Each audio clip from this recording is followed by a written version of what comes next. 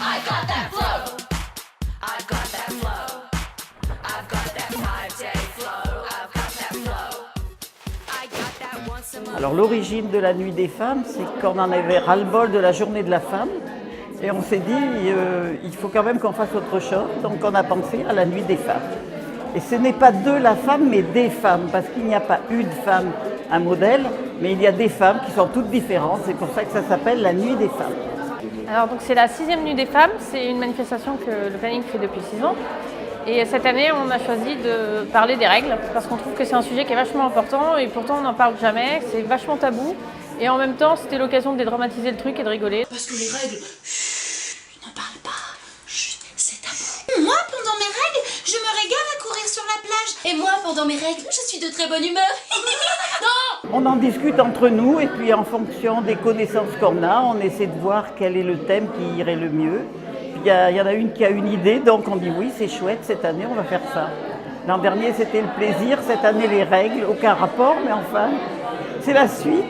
Alors je suis ici parce que j'ai été contactée directement par les organisatrices de l'événement qui m'ont proposé de venir. Donc j'ai fait suivre ensuite à Flammarion pour demander si c'était possible et on a organisé tout le truc ensemble pour que je puisse me déplacer juste une journée et venir ici en Auvergne présenter ce projet. Et je suis hyper contente d'être venue parce que ça me permet de rencontrer des gens, d'échanger avec des personnes qui sont déjà au courant de ces choses-là ou qui au moins sont curieuses. Et c'est toujours extrêmement enrichissant et agréable de pouvoir en parler sans avoir des mouvements de recul et des moods de dégoût où là on est vraiment entre alliés, quoi.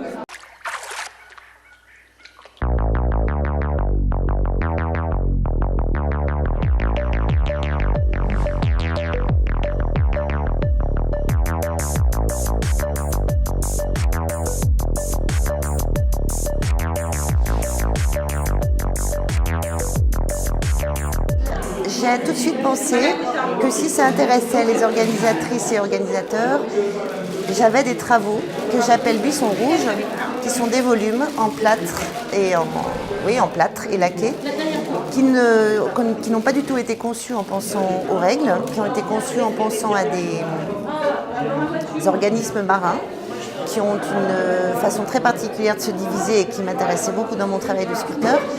Et il se trouve que ces objets font penser à beaucoup de choses, dont des réseaux sanguins.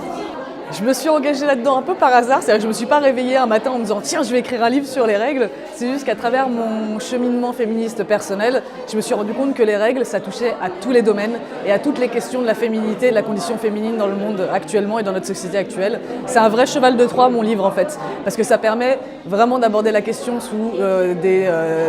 dans le domaine sexuel, politique, financier, de la santé, de l'art. En m'intéressant à des objets de la nature apparemment étrange, c'est de déjouer le rejet qu'on pourrait en avoir, ou qu'on pourrait avoir chez chacun d'entre nous, sur l'étrangeté d'une façon d'être, ou d'une race, ou d'une maladie. C'est ça qui m'intéresse. Même si ça ne se voit pas, mais en tout cas c'est mon moteur. Mais ce qui est sûr, c'est que dès que je sors de mes sphères à moi, donc les sphères militantes ou un peu ouvertes d'esprit ou qui sont éduquées sur le sujet, je me retrouve face à des gens qui sont encore englués dans ce tabou et dans cette idée que les règles, ça doit rester intime et secret et on ne doit jamais en parler, que c'est pas si grave et que on est des chochottes si on se plaint des règles et que c'est vrai, ça doit rester dans les toilettes des femmes, quoi, globalement. Moi je me suis occupée principalement de trouver des vidéos à présenter, de faire le montage et puis j'ai aussi réalisé toute la partie graphique, que ce soit l'habillage de nos vidéos, le sous-titrage et puis l'affiche de l'événement.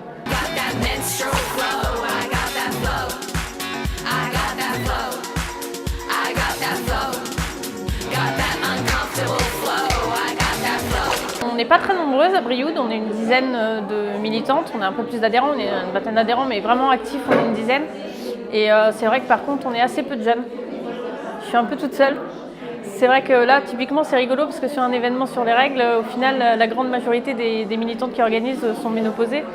Donc c'est assez drôle. Mais c'est vrai qu'on manque beaucoup de jeunes militants. Ouais. On a besoin de jeunes qui pensent que tout est gagné, qu'il n'y a plus rien à faire, alors que les droits ne sont jamais acquis complètement. Il faut les défendre et des fois il faut les reconquérir parce qu'on nous les enlève. Donc on a besoin de jeunes qui s'imaginent, parce qu'ils sont nés avec le droit, parce qu'elles sont nées avec le droit à la contraception, à l'avortement, Elles s'imaginent que c'est gagné, mais c'est pas vrai. Il faut continuer à se battre pour garder. On a fait l'année dernière les 60 ans du planning qui nous ont occupés. Sinon, un gros événement, c'est une fois par an et toute l'année, on fait surtout des petites interventions dans les collèges et dans les lycées auprès des jeunes.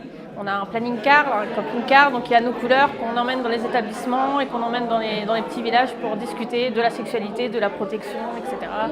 Et voilà, ça c'est notre activité quotidienne.